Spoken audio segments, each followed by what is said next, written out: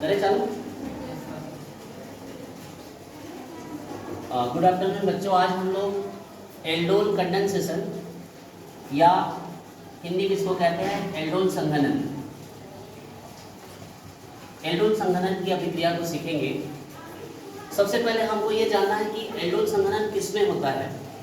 तो ऐसे एल्डिहाइड या कीटोन जिसमें कम से कम एक अल्फा हाइड्रोजन हो, एल्डोल संघनन की अभिक्रिया देगा। अब हमारे सामने प्रश्न है कि हम किस प्रकार से अल्फा हाइड्रोजन को पहचानेंगे।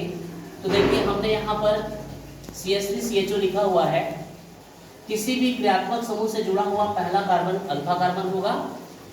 हम एल्डिहाइड के दो अणु लिए हैं, आप दूसरे अणु में भी देख सकते हैं, ये आपका ये अल्फा कार्बन होगा और अल्फा कार्बन में जुड़ा हुआ हाइड्रोजन ही अल्फा हाइड्रोजन होगा।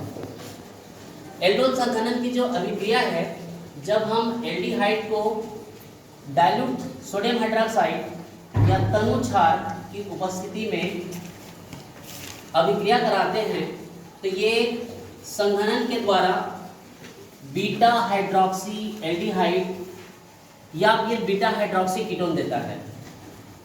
अर्थात एल्डोल संघनन ऐसे कीटोन के द्वारा भी दिया जाएगा जिसमें कम से कम एक अल्फा हाइड्रोजन हो। अब आप देखिए कि इसका हम प्रोडक्ट कैसे लिखना सीखेंगे। इसमें हम देखेंगे कि जो हमारे पास एल्डिहाइड का जो दूसरा अणु है, उस दूसरे अणु का अल्फा हाइड्रोजन पहले अणु के कार्बोनिल ऑक्सीजन के साथ में जुड़ता है।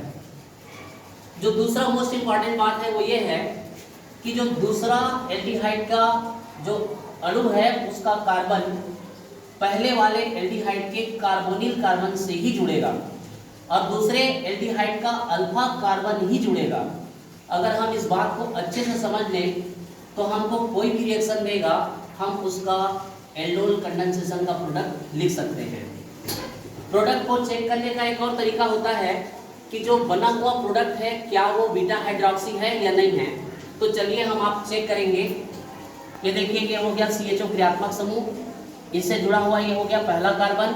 पहला कार्बन होता है अल्फा कार्बन और दूसरा होता है आपका बीटा कार्बन। तो बीटा पोजीशन में जुड़ा हुआ यहाँ पर क्या है, हाइड्रोक्सी है। तो ये हो गया आपका बीटा हाइड्रोक्सी एल्डिहाइड और इसे ही हम एल्डोल कहते हैं।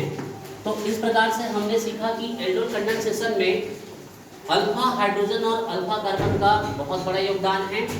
दूसरा जो एल्डिहाइड का मॉलिक्यूल है, पहले वाले कार्बोनिल कार्बन के साथ में अपने अल्फा कार्बन के थ्रू ही जुड़ता है और जो दूसरे वाले मॉलिक्यूल का जो अल्फा हाइड्रोजन है, कार्बोनिल ऑक्सीजन के साथ में जाता है।